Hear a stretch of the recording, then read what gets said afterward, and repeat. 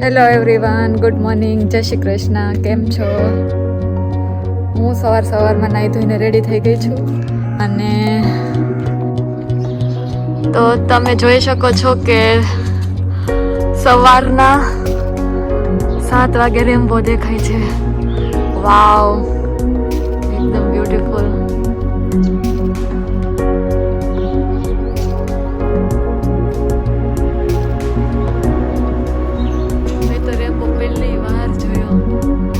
અત્યારે વાદળા જેવું છે અને ઠંડો પવન પણ છે. તડકો તો દૂરથી કંઈ દેખાતો જ નથી. આ અઠવાડિયામાં અથવા વાદળા જેવું જ રહે, આવું વાતાવરણ જ રહે. થોડુંક લીસ્યું ભેગું થયું છે તો નાખી આવી. અહીંયા અમારે બહાર ગેટની બહાર જ ડસ્ટબિન છે, ત્યાં નામ નાખવા જઈએ.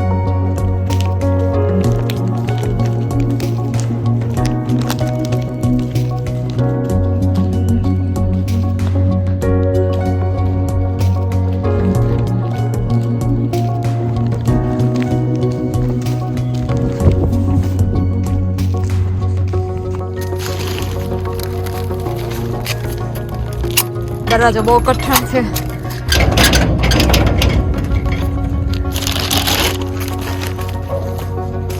જો આટલું દૂર પડે ખાલી.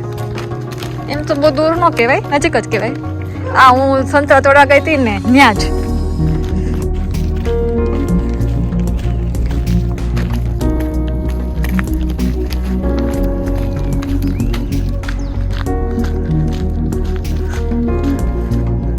તો અલગ અલગ કચરા પેટી છે.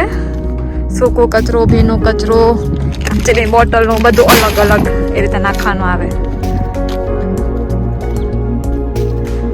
હવે થોડાક ઘરના કામ છે એ પતાવી લો, પછી આગળ જોઈ હવે શું કરીએ.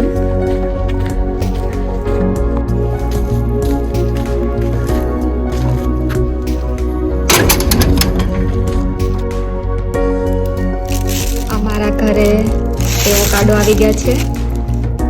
આ એવોકાડો છે.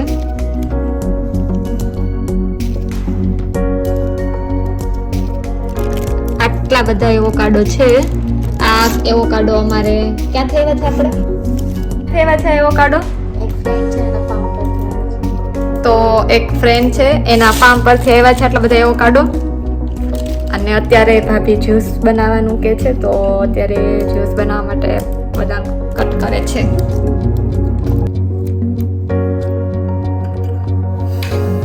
આવાકાડોનું જ્યુસ અમારા ભાઈ બનાવે છે. એ રીતના છાલ ઉતારીને એ રીતના જ્યુસ બનાવવા માટે ભાભી દૂધ એડ કરે છે. અમે અત્યારે 3 જણ છીએ પીવા વાળા. દૂધ થોડું ઘટ્યું એટલે બીજી બોટલ તોડીને ફરી દૂધ નાખે છે અને પછી ડ્રાય ફ્રૂટ્સ આપણે કટ કર્યા હતા એ એડ કરશે ભાભી. ફૂલ ભરવાનું કે છે. હવે ભાઈ ખાંડ એડ કરે છે.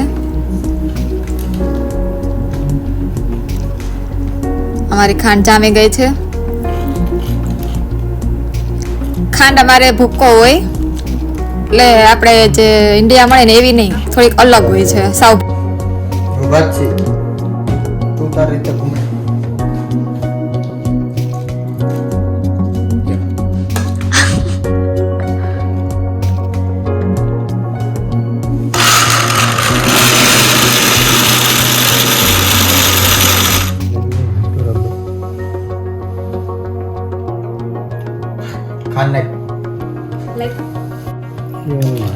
ગાર્નિશિંગ કરશું.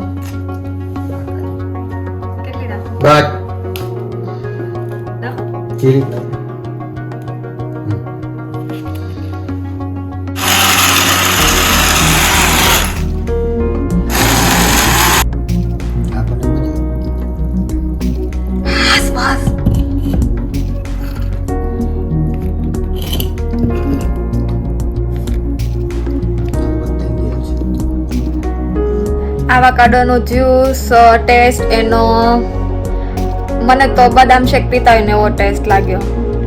તમે કોઈ ટ્રાય કર્યું હોય તો મને જરા કોમેન્ટમાં કહેજો કે તમને લોકોને કેવો ટેસ્ટ લાગ્યો, ભાવે છે કે નહીં. તો આજનો વ્લોગ કેવો લાગ્યો મારો સારો લાગે તો કોમેન્ટ કરજો. Thank you. જય શ્રી કૃષ્ણ. હવે મળીએ મારા નેક્સ્ટ વ્લોગમાં. Thank you.